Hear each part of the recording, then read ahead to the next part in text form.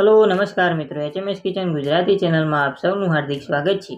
मित्रों, आज આપણે એકદમ નવી રીતે મોહનથાળ બનાવીશું। તો સૌથી પહેલા આપણે અહીંયા 2 કપ અને વજનમાં 200 ગ્રામ જેટલો ચણાનો કરકરો લોટ લીધેલો છે। તો અહીંયા જો મિત્રો તમારી પાસે ચણાનો કરકરો લોટ ના હોય તો તમે ચણાના રેગ્યુલર લોટથી પણ આ મોહનથાળ બનાવી શકો છો। તો હવે આપણે આ લોટની અંદર લગભગ 3 થી 4 મોટી ચમચી જેટલું અને 1/4 કપ જેટલું આપણે તેમાં ગરમ કરેલું ઘી ઉમેરીશું। તો અહીંયા તમારે ઘીને ખાસ ગરમ કરીને પછી મોણ તરીકે ઉમેરવાનું છે। અને હવે આપણે તેની અંદર લગભગ 3 થી 4 મોટી ચમચી જેટલું અને 1/4 કપ જેટલું આપણે તેમાં દૂધ ઉમેરીશું। તો અહીંયા તમારે દૂધ નોર્મલ રૂમ ટેમ્પરેચર વાળું જ લેવાનું છે। તો હવે આપણે આ ઘી અને દૂધને લોટના એક કણમાં એકદમ સારી રીતે મિક્સ કરી લઈએ। તો આપણે આ જે પ્રોસેસ કરી રહ્યા છીએ ને તેને મોહનથાળમાં દાબો દેવાની પ્રોસેસ કહેવામાં આવે છે, જે મોહનથાળ બનાવવા માટે ખૂબ જ ઇમ્પોર્ટન્ટ છે। તો મિત્રો તમારે આ રીતે બંને હાથની મદદથી લોટના એક કણમાં એકદમ સારી રીતે ઘી અને દૂધને મિક્સ કરી લેવાનું। તો અહીંયા તમે જોઈ શકો છો કે લોટને ઘી અને દૂધ સાથે મિક્સ કરતાં તેનો કલર આ રીતનો ચેન્જ થઈ ગયો છે અને તેનું ટેક્સચર પણ દાણેદાર થઈ ગયું છે। તો તમારા લોટનો કલર આ રીતનો ચેન્જ થાય અને તેનું ટેક્સચર આ રીતનું થઈ જાય ત્યાં સુધી તમારે તેને મિક્સ કરવાનું છે।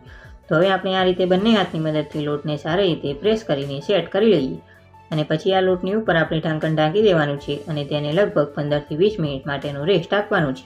તો અહીંયા જો તમારી પાસે સમય હોય તો તમે તેને અડધા કલાકનો પણ રેસ્ટ આપી શકો છો।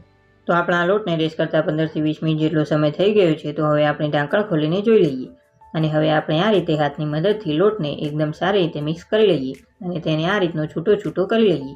અને હવે મિત્રો આપણે આ લોટને ચાળણાની મદદથી એકદમ સારી રીતે ચાળી લેવાનું છે, જેથી તેનું એક સરખું દાણેદાર ટેક્સચર તૈયાર થાય।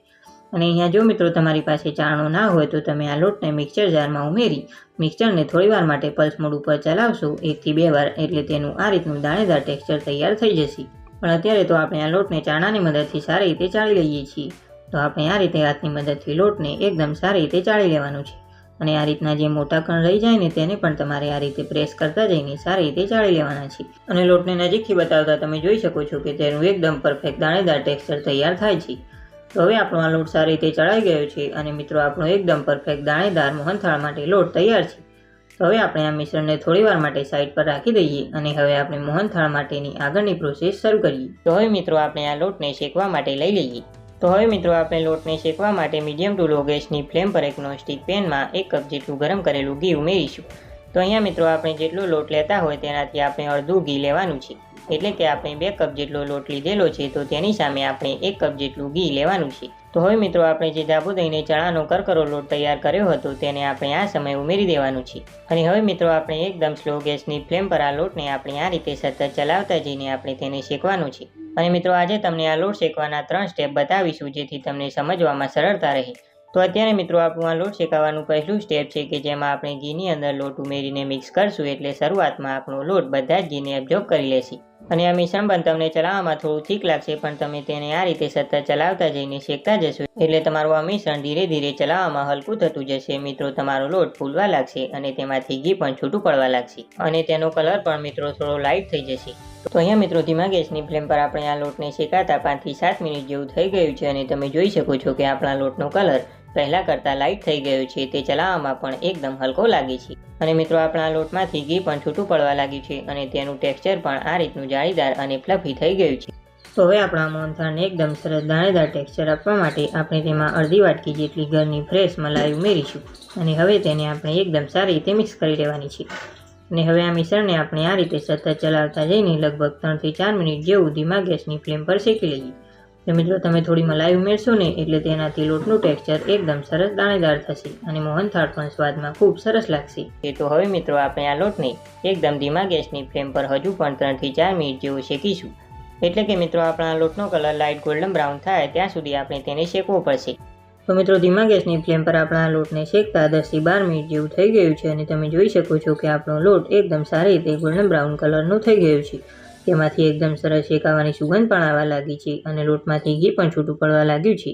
તો હવે બસ આપણે ગેસની ફ્લેમ બંધ કરી દેવાની છે અને મોહનથાળના એકદમ સરસ કલર માટે આપણે તેમાં 1 ચપટી જેટલો ઓરેન્જ ફૂડ કલર ઉમેરીશું અને તેને પણ આપણે એકદમ સારી રીતે મિક્સ કરી લેવાનું છે। તો અહીંયા મિત્રો આપણો આ લોટ એકદમ પરફેક્ટ શેકાઈ ગયો છે। તો હવે બસ ગેસની ફ્લેમ બંધ કરી દઈએ અને લોટને નીચે ઉતારી લઈએ। અને મિત્રો આપણો લોટ નીચે તમે ઉતારી લો ને પછી પણ તમારે તેને ચમચાની મદદથી ચલાવતા રહેવાનું છે, જેથી લોટ પેનના તળિયે બિલકુલ પણ ના ચોટે અને મિત્રો તમને વિડીયોની શરૂઆતમાં કહ્યું હતું ને કે આજે આપણે આ મોહનથાળ નવી રીતે બનાવીશું. તો આજે આપણે આ મોહનથાળ ખાંડનો ઉપયોગ કર્યા વગર એટલે કે ચાસણીની કોઈ પણ ઝંઝટ વગર આપણે એકદમ હેલ્ધી રીતે ગોળમાંથી બનાવીશું. તો તેના માટે આપણું આ મિશ્રણ ગરમ હોય ત્યારે જ આપણે તેની અંદર 1 વાટકી જેટલો સમારેલો ગોળ ઉમેરીશું અને હવે તેને એકદમ સારી રીતે આપણે ચમચાની મદદથી મિક્સ કરી લેવાનું છે. અને અહીંયા તમારું મિશ્રણ ગરમ હશે ને એટલે તેમાં ગોળ એકદમ સારી રીતે ઓગળી જશે અને તેનું આ રીતનું એકદમ પરફેક્ટ ટેક્સચર તૈયાર થઈ જશે. અને અહીંયા મિત્રો તમે અહીંયા ગોળની મીઠાશ તમારી પસંદ પ્રમાણે ઉમેરી શકો છો, કારણ કે ખાંડ કરતાં ગોળમાં થોડી વધારે મીઠાશ રહેલી હોય છે. તો મિત્રો તમારે ગોળનું પ્રમાણ તમારી પસંદ મુજબ ઉમેરવાનું. અને જો મિત્રો તમારે આ મોહનથાળમાં ઇલાયચીનો ફ્લેવર જોતો હોય તો તમે જ્યારે ગોળ ઉમેરો ને એ સમયે તમારે ઇલાયચીનો પાવડર મોહનથાળના મિશ્રણમાં ઉમેરી દેવાનું છે. તો હવે આપણે આ મોહનથાળને સેટ કરવા માટે થાળીને ઘીથી ગ્રીસ કરી લીધી છે. તો હવે તેમાં આપણે બનાવેલું મિશ્રણ ઉમેરી તેને આ રીતે ચમચાની મદદથી એકદમ સારી રીતે એક સરખું કરીને સેટ કરી લઈએ. તો હવે આપણા મોહનથાળને સજાવવા માટે તેની ઉપર આપણે થોડી ચારોળી અને થોડી બદામની ફ્લેક્સ આ રીતે આપણે ઉમેરી દઈએ અને પછી તેને ચમચાની મદદથી એકદમ સારી રીતે પ્રેસ કરીને આપણે સેટ કરી લઈએ. અને હવે મિત્રો આપણે આ મોહનથાળને સેટ કરવા માટે લગભગ 1 થી 2 કલાક જેવું રહેવા દઈએ. તો 1 થી 2 કલાકમાં આપણું મોહનથાળ એકદમ પરફેક્ટ સેટ થઈ જશે. અને અહીંયા ખાસ મહત્વની જાહેરાત એ કે મિત્રો કરકરા લોટના ઉપયોગ વગર અને ચાસણી બનાવવાની પરફેક્ટ રીત સાથે એકદમ પરફેક્ટ મીઠાઈવાળાની દુકાન જેવું દાણેદાર અને મોઢામાં જ મૂકતા ઓગળી જાય એવા ટ્રેડિશનલ મોહનથાળની રેસીપી મિત્રો આપણી ચેનલ પર ઓલરેડી અપલોડ કરેલી છે. તો જો તમારે તે રેસીપી જોવી હોય તો તેના વિડીયોની લિંક નીચે ડિસ્ક્રિપ્શન બોક્સમાં અને ઉપર આઈ બટન પર આપેલી છે. તો મિત્રો તમે આ વિડીયો જોયા બાદ તે વિડીયો પણ જરૂરથી જોજો. તો હવે આપણે રેસીપી તરફ આવીએ તો મિત્રો તમારો ગોળવાળો મોહનથાળ સેટ થતાં 1 કલાક જેટલો સમય થઈ જાય પછી તમારે તેને છરીની મદદથી તમારી મનપસંદ સાઇઝમાં તમારે તેના પીસ કરી લેવાના છે. અને હવે આ મોહનથાળને આપણે 1 કલાક માટે સેટ થવા દઈએ. તો આપણા મોહનથાળને સેટ થતાં લગભગ 2 કલાક જેટલો સમય થઈ ગયો છે અને તમે જોઈ શકો છો કે આપણું એકદમ પરફેક્ટ મીઠાઈવાળાની દુકાન જેવો દાણેદાર અને મોઢામાં જ મૂકતા ઓગળી જાય એવો મોહનથાળ એટલે કે ગોળવાળો મોહનથાળ બનીને તૈયાર છે. તો હવે મિત્રો તમારે તવેથાની મદદથી એકદમ હળવે હાથે જાળવીને તમારે મોહનથાળના પીસ ડીશથી અલગ કરી લેવાના છે. અને હવે આપણે આ મોહનથાળને એક પ્લેટમાં કાઢી લઈએ અને મિત્રો તમે તેને સર્વ કરો. અને હવે મિત્રો આપણે આ ગોળવાળા મોહનથાળનો એક પીસ તમને તોડીને પણ બતાવીએ. તો તમે જોઈ શકો છો કે આપણો મોહનથાળ એકદમ પરફેક્ટ મીઠાઈવાળાની દુકાન જેવો દાણેદાર અને મોઢામાં જ મૂકતા ઓગળી જાય એવું બન્યું છે. અને મિત્રો તમે તેનું ટેક્સચર પણ જોઈ શકો છો. મિત્રો ગોળવાળો મોહનથાળ બનાવવા માટે બધી જ નાની નાની અને અગત્યની ટિપ્સ સાથેની મિત્રો એકદમ પરફેક્ટ રેસીપી આજે તમારી સાથે શેર કરી છે. હું આશા રાખું છું કે મિત્રો તમને આજની અમારી આ રેસીપી પસંદ આવી હશે. જો મિત્રો તમને આ રેસીપી પસંદ આવી હોય અને ખરેખર ઉપયોગી લાગી હોય તો મિત્રો વિડીયોને એક લાઇક ચોક્કસથી આપજો. સાથે મિત્રો આ વિડીયોને તમારા ફ્રેન્ડ્સ અને ફેમિલી મેમ્બર્સ સાથે વધુમાં વધુ શેર કરજો અને ચેનલ પર નવા હો તો ચેનલને સબસ્ક્રાઇબ પણ જરૂરથી કરજો. તો ફરી મળીશું એક આવી જ નવી અને ઉપયોગી રેસીપી સાથે. ત્યાં સુધી આવજો.